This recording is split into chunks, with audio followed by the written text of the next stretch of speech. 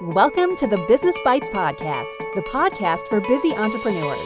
Whether you're an online entrepreneur or seeking after brick and mortar success, this podcast brings you quick bites of content so you can learn and grow anywhere you are. Now here's your host, Rachel Brainke.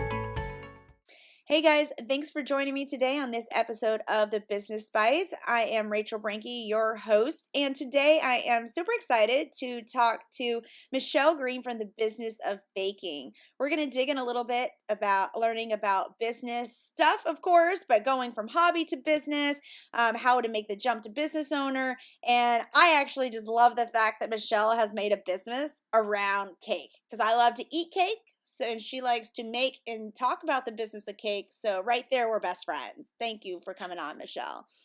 My pleasure, Rachel. Well, I'm super excited. One of the things that you guys probably are going to hear, probably haven't heard yet, is that Michelle has a Australian accent. She was born and raised in Los Angeles, but now she's been living in Australia, a country that has my heart, and I can't wait to go back. But her accent's going to be super fun to add to the list of guests that we have on the show. Michelle, do you want to tell us just a little bit about the business of baking? I mean, you've got a blog, a best-selling book. You have your own podcast, which is The Business of Baking. You're a pastry chef, which is so super cool. What else do you want to share with the audience about yourself?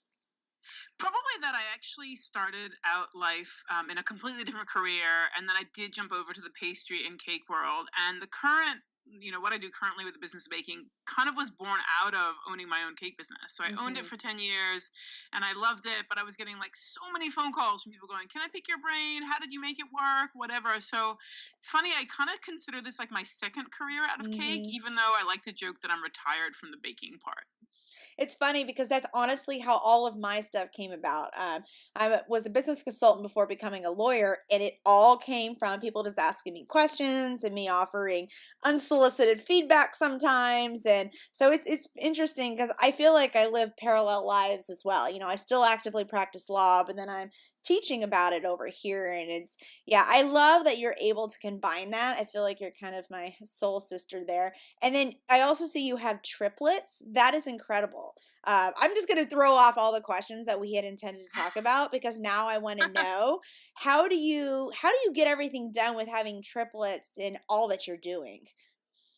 You know what? I've been really, really fortunate in that one of the advantages of having, kids in general, not just triplets, is that you just train them really well. So like when they were little, I trained them to like put cupcakes on stands and like tie ribbons on bags and whatever. I love it. And now that they're a little bit older, I've trained them to like be quiet when I'm doing a podcast, or I've trained them to, come with me to conferences or help me pack books or whatever. So they've been like this really great labor force. But the truth of the matter is, I think I've just done my best to fit them into my life and me fit into their life. I haven't tried to give up my life for them, and nor have I asked them to, expect the other way around too. So they're part of the family business. Like when I first got my first boxes of books, and I was like, oh my God, and I was all excited. Like they sat there and packed them and, taped them shut and like wrote the addresses on, and like they've been a part of it from the beginning. So I'm pretty proud of them actually. They're 16 now, and they're right in the middle of school exams at the moment. So they're a little bit stressed out. So I'm trying to just steer clear of them. I'm like,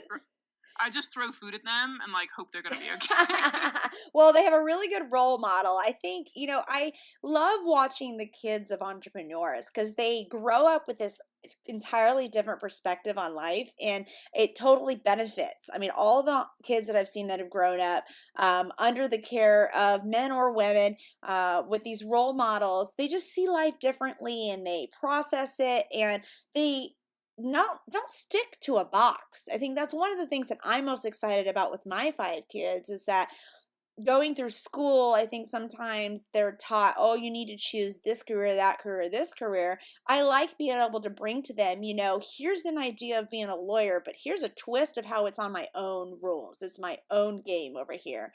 And same thing like for you with baking. And it's like, with the custom cake company for how many years that you had that, and then now creating this business out of it. I just love connecting with other people. And something else you just said really hit home that I always try to impress upon my audience is you don't have to pick family or career. One of the big things that I always talk about is it's called filling the rocks first, the way that you can get everything done.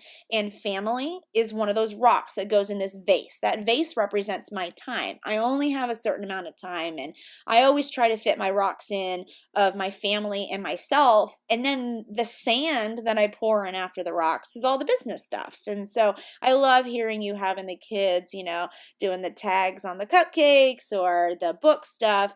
Do you have any other tips for maybe some other moms that may be overwhelmed trying to figure out how can they split themselves amongst these different roles, or how they can kind of integrate it all together?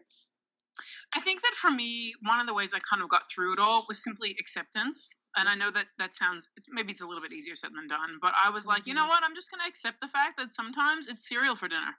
Right. And I'm going to accept the fact that sometimes I'm going to have to say to a customer or a client, I'm going to have to get back to you because my kid just fell down or Mhm. whatever. Mhm. So I've always lived my life, and now my business life, really on this kind of like, I just accept it's not going to be perfect all the time. I won't necessarily get it right all the time. You know what? Life happens. And I think I've taught my kids really that it's okay to say to them, you know what? I have this other priority right now, but I'll get Mhm. back to you. And I've had a big thing about, if I give you my word to my children, then my word counts. So if Right. I tell you I'll be there in 5 minutes, it actually means 5 minutes, not 20, not an hour, not 3 hours. It actually means five. So that's been probably my overarching thing. And I feel that same way about clients. If I've said I'm going to get back to you tomorrow, then come hell or high water, I'm getting back to them tomorrow. And if I can't, then I'm really big on communicating. I know I Mhm. said I'd get back to you tomorrow, but here's why I can't do that. And here's when I will. Like, I'm really Mhm. big on boundaries, saying it like it is, and sticking to my word. And I found that my kids are much more tolerant. If I say to them, guys, I'll be there in 5 minutes, and then I'm actually there in 5 minutes, they're kind of cool with it. As opposed to if I said, I'll be there in 5 minutes, and then I never show up. Mhm. Right? They've learned that they can trust what my boundaries are, and therefore that makes them a lot happier to be willing to accept those boundaries. So it's worked pretty well so far. Knock wood, right? Well, the whole One of thing. the Go ahead. when I was going to tell you one of the interesting. I had a very interesting conversation. I kind of forget how much my kids learn just by listening and observing me. And I had a great conversation with my son recently. So here in Australia, we recently had a vote about same Mhm. sex marriage, and the vote went through as a yes vote. It's not law yet, but it was an opinion poll and it went through. And I commented to my son that same sex marriage would probably be the only thing that I would come out of cake baking retirement for, because it's something I feel really, really positively and strongly about. And I said to him, I should just like come out of retirement, like start the cake business up again, but that's going to be the one thing I'm going to do is same sex marriage wedding cakes. And he kind of smiled at me and he said, Mom, that's a great idea. It's like business 101, right? You like see a gap in the market and you Mhm. fill it. Oh, love it. I love that. And I was like, yeah. And he just kind of blew me away. I was like, wow, all this time that I've been like writing and talking and whatever, you've been listening. This is really amazing. And I was like, wow, I think we forget how much our kids actually um I don't know. I think they just absorb a lot more than we think they absorb, right? Which Mhm. is again why that being a woman of my word thing is a really big deal to me, because I want them to be people of their word. So the best way to do that is for me to be that person too. Yeah.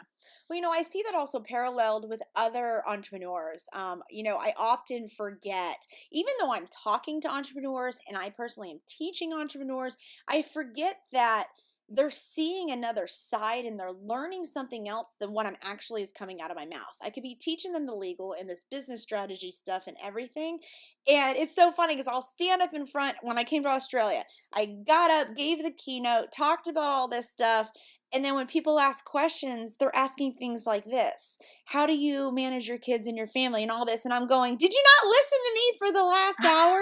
But then I realized they were listening. They were listening and riveted, but they were hearing also they were looking below the surface and they were seeing everything that goes beyond that, because they're also entrepreneurs. They know what it's like, behind the curtain. So I think that's super fun. I always try to remind myself that other entrepreneurs are also watching. They're not just listening to the message that I'm giving, but they're watching how Mm. I carry out my business on a personal level. And so I always try to remember that when I'm interacting online and what I want to post, because I fell into this whole not sharing too much personal stuff. And my audience and other entrepreneurs started saying to me, we miss seeing pictures of your kids. Because I started to think, oh my gosh, they're going to be so overwhelmed. They don't want to hear about my kids. They want to hear only about business. And when I made the shift mostly to business, got great pushback and requests for the mom side of the stuff. And it really made me realize they're listening to not just what I say, but they're watching what I do as well. I think actually, I don't know if you've felt this, Rachel, but I think in the last, I don't know how I don't know how long, but in the last little while, let's say, there's been a real return to wanting personal connection. Yes. And I think that nowhere is that more true than in business, actually. Like, I'm finding people are wanting, like we've all seen those articles about like the train company whose Twitter goes viral because a 12-year-old is the one who's doing the tweeting or whatever, Right. that kind of thing. And I think it's because we actually have as much as I love the online world and social media is great and whatever, I think we almost took it a little bit too far, and we Agreed. lost a lot of that human connection. So I think a little bit of people asking us those kind of questions is that desire for human connection. We actually want to go back to real people and feeling really connected to one another and having a connection beyond here's the talk I'm going to give you, So it doesn't surprise me at all that you're finding that people are wanting to know the story behind the story.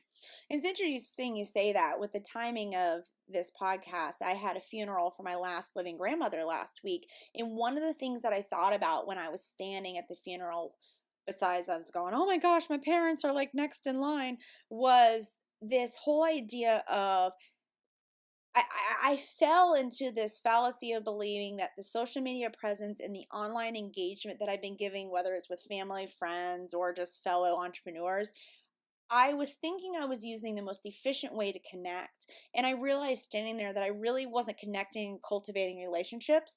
And the even scarier part is that I was told myself, I'm going to commit, I'm going to go home, I'm going to make more real connections. But then the scary part was, it's almost like I've forgotten how to, because I have fell into this only business focused online, only, this filtering of what message that I'm going to convey, and get so wrapped around of like what the mission statement and what the brand should be, that yes, just like you said, I feel like it's swung all the way to being more polished and now it's coming back. And I almost feel, and I don't know if maybe other people feel this way or if it's just me and I'm all by myself. I feel kind of scared of how do I get back to actually connecting on a real level, because we've been so far into this polished and, deliver only your message. How do I get back to that place of realness? It's interesting. People tell me, because I work in the cake world, like this works on a totally micro level, this getting back to real thing. People will say to me, I post a picture of this beautiful, stunning, amazing cake that I spent, 2 weeks of my life on, and like 5 people comment. I post a picture of my messy kitchen with my toddler with like icing all over their face, and the thing gets shared 10,000 times. Right. So this is like this whole real connection thing is true on a micro level as much as it is on a business level. Like it happens every day, all the time. And I guess for me, I've always had this very like no BS, what you see is what you get kind of attitude. But really kind of the flip side of that is really interesting. I have this argument with my mom all the time. She's really into like hair and makeup and beauty kind of stuff. And I'm just not. I'm like jeans, t-shirt. Like if I brush my hair, it's a good day. And she's constantly like, Michelle, when you teach, you should like dress up and you should like wear makeup and you should whatever. And I'm going, that's never been who I am. And to try to be like that now, like people would be like, what is wrong with you? Right. It would give me exactly like you've had the pushback about where are the kids? I would have the pushback about like, what's with the makeup, So it's funny. Like I've kind of failed at that whole be a brand thing. My brand has always been like, you see is what you get, like this is me. But I do think there is a lot of societal pressure to be branded and to have this kind of like beautiful logo and beautiful this and have it all together and whatever. And certainly I do teach the value of having, consistent branding and consistent marketing and all this kind of stuff. But I'm also like, you know what? Especially for small business, people need to know you're a real person. Right. Yeah. Yeah. And that's actually the benefit of being the small business, is that you are a real person. Because think about the last time you walked into a large corporate store. you're just looking for a worker bee, a manager. You're not looking for the brains and the heart behind it. You couldn't even pick that out, because of the marketing. But one of the things that I also kind of struggle with being real, because I kind of that's the way I came out with my business, and I honestly think that's why it was so successful in the beginning. And then I've shifted to this whole want to look more polished and professional, and now I'm struggling to get back. But I also worry that I feel like there's been this trend in social media, especially with online entrepreneurs, of wearing troubles and wearing stress as a badge of honor, not in the way of to facilitate real connections. I don't really know how to articulate this. Oh, I Do, know. do It's you like when they understand all what I come out with mean? these ad campaigns that are like, I was on welfare and this, and 6 months later I had $100,000 or whatever. Right, right. I agree with you. It does seem like they highlight. Well, the frustrating thing is that I've seen so many of those that I now I d- I kind of doubt the veracity of those claims Which now. is unfortunate for those that actually have that story. And I think that's part of what my apprehension of talking more about the struggles of being a working mom, even though it connects with the audience, I don't want to be seen as one of those it's kind of like not a humble brag, but it's like a humble woe is me. I don't really know how to, like, I should come up with a term for this. I totally know what you mean. I think, particularly in the online entrepreneur space, it has become a bit of a thing to say, I was on Struggle Street and now I'm not anymore. And you can be too, And to Hmm. me, that feels, you're right. The sad thing is, for many people, that is 100% true. But I've seen so many of them now that I'm like, yeah, just whatever, dude. You It's know, kind of sad that I really whatever dude them, because I'm kind of like, yeah, you and everybody else was on welfare. Next. Like, so I actually would prefer to see the story behind the story. and that's the thing, and maybe that's what this should all be about, because we've kind of just totally evolved off the questions what we're going to talk about, because I wanted it to be a more organic discussion. But if an entrepreneur comes to you and says, I want to be real, this is my story, I mean, what are some tips that we can give them so that they are seen as authentic and not wearing this fake badge of, not honor, I don't, fake badge of woe is me, I guess. I think the first tip I would give them is, if you're asking me for advice on how to be real, that's your first problem. Right, right, Like, if you need a procedure for how to do this, right. I think that in itself is inherently an issue. Do you know what I mean? Like, and I think so that would be my first thing. I'd say, stop looking for the right way to be real and just Just do it. Right. stop aiming for the right method and just aim to put stuff out there. Hmm. And probably I would say, if I had to give them another tip, I'd say, use your own voice. So Hmm. I've noticed a lot lately, like sales pages and even blog posts and Yes. whatever feel very generic. And I'm like, Copywriting, okay, like, yes, I'm so glad you said that, because I was thinking that this week when I was looking at all, like, well, for us, all the Black Friday stuff coming out, and I was thinking how polished it all is and how all gimmicky it is. And like everyone seems to be going in droves to copywriters. Not that that's a bad thing, but I think where they're failing is they're not having a copywriter adapt their voice. correct. So that would be my second tip, would probably Hmm. be like, you need to write as you speak.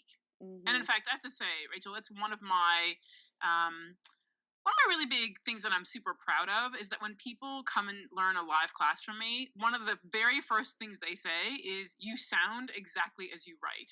That's awesome. And they often then tell me, like, after they've met me in real life, they're like, I'm gonna go and read your blog now and like hear your voice in my head. So that's probably the other thing I'd say is, and I meet a lot of people like, but I'm not a good writer. And it's like, but nobody's expecting you to be a good writer. They're expecting you to send a message in whichever way Hmm. you send a message. Hmm. Nobody's expecting this perfection. And no offense to copywriters, I agree, but Yeah, I yeah. I think that, don't mean to like blast them at all. yeah, no, Yes. we don't. But we don't mean that. But it still has to sound like you. And I think Right. the other thing I would say, my third thing, if I had a third thing, what would be, don't be afraid to show that it's not all perfect. Right. Like, it's okay to show that desk that's a mess, or it's okay to show that picture of you, going like, I don't look perfect today, or I don't like. I think we have a real fear of judgment. What will other people think of us? Yeah. And the truth is, they would probably think more of us knowing that we're like them. I've got a girlfriend who owns a jewelry, like a small at-home jewelry business, and I'm always saying to her, like, why don't you have a picture of you on your about page on your website, and why don't you show a picture of you wearing this jewelry? Because she rocks it, man. She looks amazing, right? And her answer is always, well, I don't think the people who buy my stuff are middle-aged moms of teenagers in the suburbs. And I'm like, who do you think is buying Yeah, that right, stuff? right. Like, the people buying your stuff are not the cool people from the pages of Vogue. They're parents, they're business owners, they're employees, they're teachers, they're lawyers, they're whatever, who want to rock a bit of a funky necklace, and you do that every day of your life. I you know what? To this day, I cannot convince her. You know, it's Like, funny. she has this weird thing about that image, and I'm like, you are the image. Yeah, well, that's the thing is, as someone who is middle aged and is, a working mom, I feel more connection. And this is really true. This is just client psychology or customer psychology 101. There's more connection when it is on a body, an item is on a body versus just being on one of those neck displays or a mannequin or so forth. And so, in this circumstance, I hope she listens to this. Let's send her this link when we're done, because I think we need to. we do. I would love to see her, but honestly, because go through any of like the Christmas marketing advertisements, yeah, they have product photos, but what are the largest photos in the thing? It's not to fill space. Trust me, every single piece of the marketing advertisement is calculated. It's prime real estate, but there's a reason they have these large photos. It's because their marketing is selling to a specific person. So your friend, I'm saying to her, listening, put yourself on there. Put other people like you on there. It will help to connect immediately with the people that are going to be purchasing your item.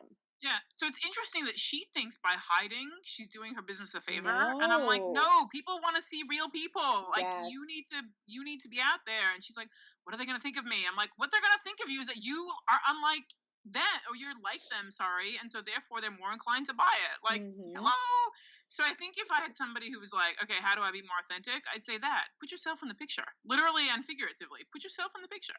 It's funny is if you are your own target market, well, hello, show them how it's done. Well, exactly. And it's funny because one of the things that I've always struggled with in my business is the MVP, the minimum viable product. And it's so easy for me to teach it to other people. And this is the same thing when it comes to injecting yourself. But I look at past photos of myself, and there are things I didn't like. I was having babies. I was up and down in weight. I was dealing with cancer stuff. My skin was not the best. And at the time, I forced myself. It was the minimum viable product. The minimum viable product. It was the minimum viable marketing piece. I knew I needed to connect with people who were me, so I needed to put myself in it. I was so scared to post pictures of myself looking like that at one of the worst times health-wise in my life. And even now I look back at pictures and I cringe, but do you know some of the best feedback that I have ever received was when I was in the building stages of my business was from those photos. The best connections I've ever made with my audience, the best and most successful increase in business was from the realness of those photos. It wasn't because if I had waited till I was to the point that I had lost all the weight and I had fixed this and that, I would have never had photos. I still wouldn't have photos, and I've been in business for 10 plus years at this point. Like, if you're constantly waiting for something to be perfect like that, it's never honestly going to happen. Okay, that I'm totally going to snatch that thing you just said and turn it into something else. Which Good or bad? Sorry, Rachel, I'm like taking over your podcast. No, go. No, I was going to say that thing you. about waiting for the right time. Can I tell you? Originally in this podcast, we were going to talk about people moving their hobbies into a business. Yeah, we totally went off track. That what you said just there. Sorry, I'm like totally hijacking you.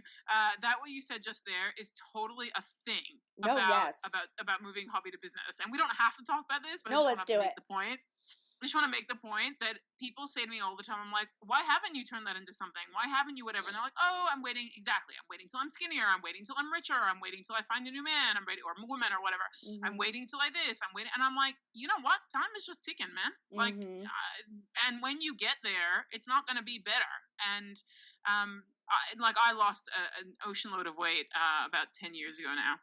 Congrats. And I remember at the time, like 150 pounds. And I remember at the time being like, being one of those people, like, oh, when I'm skinny, I'm gonna this. Oh, when I've lost this weight, I'm gonna that. Oh, you know what? I lost the weight. Those things did not happen. I did not suddenly become a makeup wearing, high heel rocking, like, But you pole could dancer. be if you It did wanted not to. happen.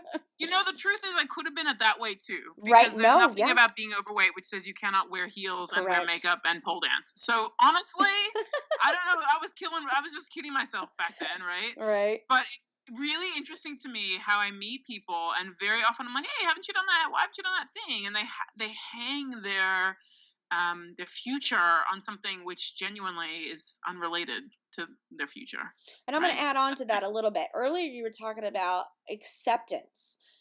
Flipping that, Yeah. I kind of, when you said that, I also thought about giving yourself permission. I think that's one of the things that I find is that women, especially, don't want to give themselves permission. It's easier to come up with an excuse to wait.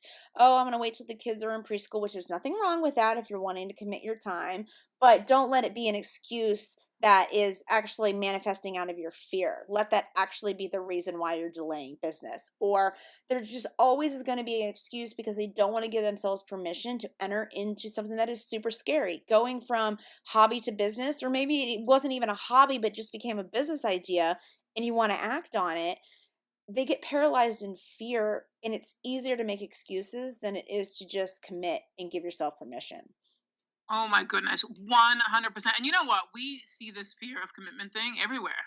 Like, I know when I teach live classes, when I announce, oh, I'm coming to Chicago or I'm coming to whatever, right? In the first like 2 weeks, there's this big flurry of like mad signups, right? And then there's Hmm. nothing for like months. And then the 2 weeks or whatever before that class, Right. suddenly it's like all over again. I'm like, where were you people for the last 6 months? Did you not know about it? You know? Hmm. The truth is they knew about it. They just didn't want to commit. Right. It's really interesting to me how much people are loath to commit to things, and I think that fear is probably part of it. What if something better comes along? What if something else happens? What if I need that money for something else? What will people think of me? You know, we can spend all day in the swimming in fear soup. You know.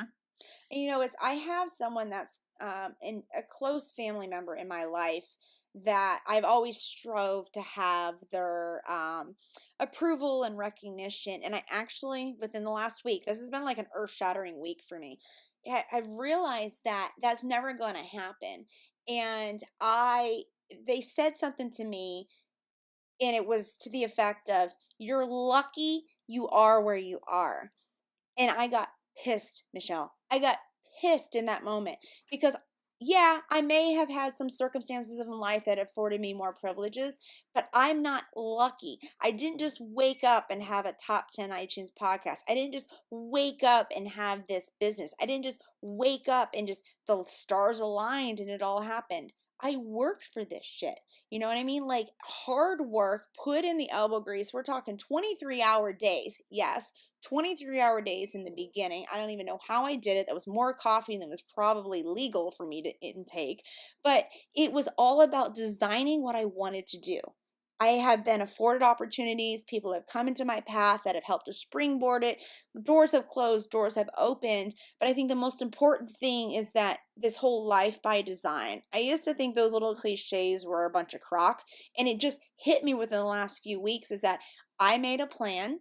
I went from hobby to business. I decided that I did not want to work a 9 to 5 for somebody else. So I took what I enjoyed and coming out of these questions other people were asking me, the unknown of running a business. I had some online retail shops as well. That was kind of a prior life many moons ago. Yeah, it's nothing really notable, but I learned a lot. But it's all of this has been a specific choice. And I even I don't say this from a place of being high and mighty. I still find myself sometimes going, oh, if just a new publisher could reach out to me, or if, oh, I could just get X, Y, and Z. And then I have to basically smack myself and say, why are you waiting? You cannot preach to other people they need to make the jump if you're not going to go out and try to make the connections. So I share that to say to the audience of y'all listening that just because Michelle and I are this far into our careers, I don't feel like we ever get out of that place that sometimes you may rest in this complacency of, success has come, but maybe I'll get more if I'm lucky. Maybe you're not that way. I just know that I find myself sometimes I have to smack myself and remind myself, in order to keep going, I have to keep choosing to go. I can't just wait for the opportunities. Oh yeah, it's not a case of if you build it, they will come. Ever, ever. It's never a case of if you build it, they will come. I mean, I think we've got this culture of like things going viral now, and people think, oh, I'll just put together this video, 10 million views on YouTube or whatever. It doesn't work that way. It does not work that way. Mm-mm, mm-mm. Actually, today I went to my daughter had a I went to this thing for my daughter today, and the principal of the school gave this speech, and she was talking about J.K. Rowling, how it took 2 Yes. years. It took 2 years from when she got picked up by Bloomsbury. It took another 2 years for her to actually get that for the book to hit the shelf, and then after that, it took another 2 years after that for her to actually get to any traction, right? Because originally, they only published I think she said 1,000 copies or something, right? And I found myself thinking, like, that's it. Like, that is it. The fact is, even she, and that's after she had, I don't know, however many dozen rejections or whatever. And she was in And I her just 40s before it was even ever picked up. Yeah, absolutely. But if she had just kind of gone, yeah, I'm just going to write this little book here and kind of see what happens, like, it would Right. never have gone anywhere. Mm-hmm. You have to just kind of keep fighting the good fight. And I think anybody who thinks, it's kind of interesting, right? Like, if we look at people like Oprah or Ellen or anybody at the top of their game, right? Elizabeth Gilbert, anybody, right? Who's at the top. Mm-hmm. It's easy for us to think she's rich and famous. She probably doesn't have to work that hard. And I think actually those people are working harder than anybody else. I agree. Because they're still out there producing, TV shows and writing books and going out to meet people and doing charitable things and like, it's not like you reach the top of your game and then just give Sit up. back, You right? reach the top, you just keep pushing. Mm-hmm. It's interesting. I actually miss the first few years of my business when I made that leap from hobby to business because I learned. I mean, I'm still learning, but I learned so much. It really was a baptism by fire. I told you I was working, I was in school, pregnant kids, husband was deployed. I was doing the online businesses, the in-person business. I was trying to make a go at it. And I learned so much about myself in that time. I mean, just every day, a day did not go by where I didn't learn a new thing or a new policy that I wanted to implement or a new workflow. So if you guys are newer in your business, I know it's hard to see it now. Enjoy it. I really do miss the first few years. Not because it wasn't easier, it was just different. I don't know how to articulate it. I can look back now and enjoy it because I've seen the fruits of that. So I try to remind myself that the season that I'm in now and growing, in hopefully a few years, I'll hopefully look back and feel the same affection that I do for the beginning. The beginning is actually feels horrible, but in retrospect is fun. It's so fun. I love it. I know. I know. So I hope that that's kind of my big takeaway for those of you that are thinking of maybe you're new in business or you're thinking from jumping from hobbyist to new business owner. Um, it's a lot of fun. There's a lot of things to learn, and I think that's kind of where the overwhelming amount and the fear comes from. But if you just take it piece by piece, make a list, and just chip through it all, I wish I don't have that checklist. I wish I had had one of my first checklists that I ever created. I can still see it in my mind. I don't have the paper anymore. I would love to have it so I could frame it for my wall. Just because there were so many lessons that I learned out of that. And if there's one thing that I could tell myself when I was a hobbyist or in the first few years of business, besides the enjoy this now because you're going to miss it later, is this whole idea of, like you said, accepting how things are, but giving yourself permission to say no to this opportunity or not now. Giving yourself permission to say, I'm closing everything down. Or even I feel like sometimes in the growth years, you just have to rally your people around you, your family, your friends, and say, in the next few months, I'm hitting the ground on X, Y, and Z. I just need you to support me and love me because I'm probably not going to be the nicest person when I'm working long hours. I think that's okay. Sometimes you just need to commit to a project, and other times it can be the inverse. I tell my team, hey, I'm committing to my family for the month of December. I'm going to be very scarce, and that's okay. You are in control of this. It's your design. It's your decision. I think that's true for everybody. I have an expression in my class that I teach, which is your business, your rules. Love it. But I think that the extension of that is actually your life, your rules. Yes, yes. I think that's one thing that I find that sometimes newer business owners are so overwhelmed with trying to figure out this business thing. So wearing 500 million hats that they forget that this is an integral piece of life. Life outside of that doesn't stop. Your kids keep getting older. Your spouse or partner is moving on. They're hoping you're not moving on from you, but like you're growing in your relationship, and hopefully it's together and not apart. All of these things to be vigilant of. But yeah, no, definitely. I'm so I, fondly thinking I'm about the beginning.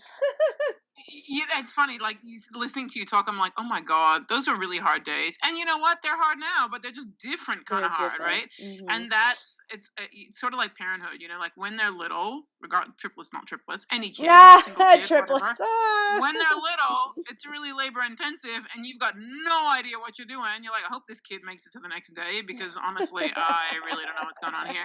And then the older they get, like now that I have teenagers, I just think the same is still true. I'm still trying to figure this all out. The Hmm. difference is just that what I have to figure out has changed, but the Yeah. fact that I have to figure it out hasn't changed. I mean, you know, these kids did not show up in my house with a handbook, although many times I wish that they had.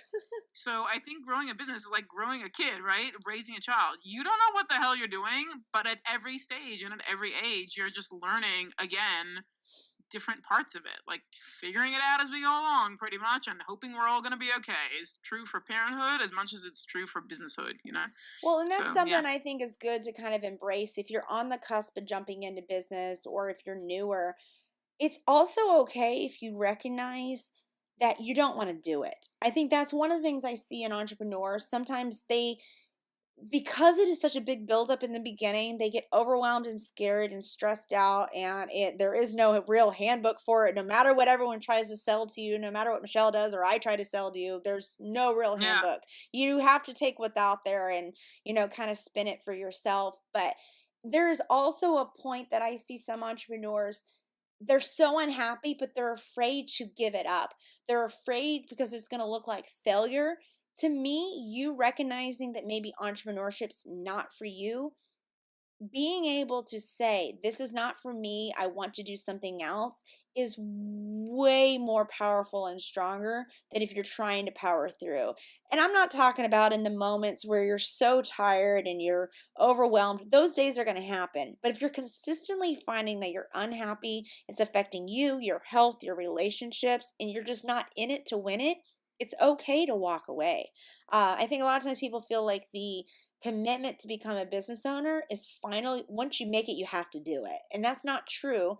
I'm giving you permission right now. If you're in that place that you just are not in love with it, put a pin in it, maybe come back to it later. That is okay. You don't have to continue doing it if you're really not that happy.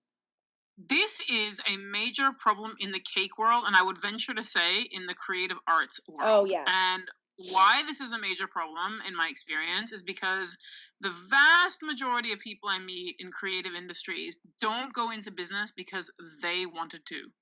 They go into business because somebody else Yes. whose opinion they respect told them to. Like, you should sell those. You'd make a fortune, you know, Yes. this kind of stuff. And then they find themselves like however much time down the line going, wait a minute, I'm really miserable. I don't want this. And Mm-hmm. they kind of wonder how they ended up there. And then exactly like you said, they feel sort of trapped. Like, now I made the decision. How can I unmake the decision without feeling like I failed or feeling like people are going to be disappointed or whatever. And it's Mm-hmm. been really fascinating to me how often people send me emails like this, like, Michelle, I don't really like this. And I'm like, well, why are you doing it? Well, because somebody told me I should. Mm-hmm. And they get stuck in this kind of world where they have this business they never really wanted, and now they got to try to figure out how to like undo their way out of it. And I always like to say every decision that has been made can be unmade, generally speaking, other than parenthood. Most decisions can be pretty easily unmade. Mm-hmm. I have a good friend who is a photographer, and big surprise. And she was 100% gun ho. I'm gonna go out, do my own business. She was doing all the right things, getting all these clients. And this year, one day she texted me and she goes, Rachel, don't be disappointed, which really broke my heart that she thought I would be disappointed in her. And she goes, I just can't do this. I'm not happy to. I don't want to be a primary photographer. I would be 100% happy still shooting, helping other photographers, such as a second shooter at a wedding, assistant in a studio. And I jumped for joy because I could already see that she wasn't happy. I was so excited, and she loved the acceptance that I was able to provide. And oftentimes you won't see that necessarily, especially maybe from a spouse or partner or someone that has been by you. They may feel afraid that you're making a rash decision, or that you've put in a lot of work and you should see it through. And I think she really loved having someone to be able to come and say, I'm just not in it to win it. This is what I'd prefer to do. And she's a million times happier. Her artwork, her photography has gotten better since she's made this choice. She's just a happier person in general. And I said to her the other day, I texted her because I was thinking about this exact topic, and I said, you're designing your life. It's not what you thought it was 3 years ago. That I'm proud of you for making the decision to change. Because I see a lot of, just like you said, they get stuck in it and they're like, how do I get out? And you don't necessarily have to be in it or out of it. Find this in between. For example, she's still technically her own business.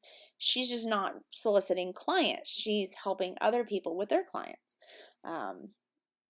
Yeah. Win-win. Win-win all around for her. So, well, we have really hammered, I think, a lot of, a little bit more realness than I think I anticipated, but I love it because I think the listeners will really enjoy it. But I guess I want to ask one last question. What is the hardest lesson? We've come over a couple of them, but what is the hardest lesson that you've learned in business? Oh my goodness. Probably that I cannot please all the people all of the That's time, no matter mine. You how can't badly take I that want one. to. That's my lesson. Sorry. Sorry, but I think you know what? Like, and by people, by the way, I'm not only referring to my customers, I'm referring to my family. Yeah, yeah. Like, really, that's a life thing. Right? You will not please all the people all the time. It's actually more about your life than it is about just your business, I think. And I think in the beginning, I tried really hard to be all things to all people.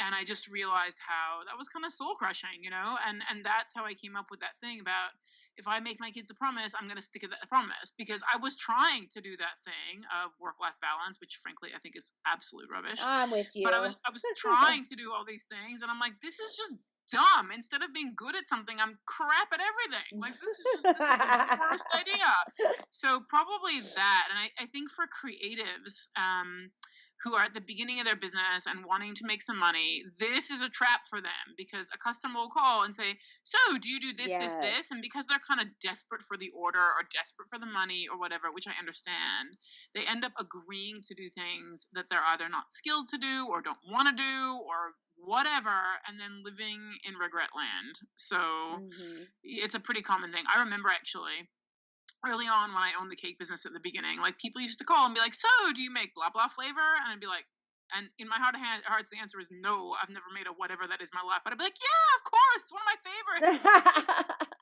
And I would just like bold-faced lie about stuff, right? So, because I was like, yeah, I can figure out, I'm a pastry chef, I can figure out a pecan pie. How hard can it be, right?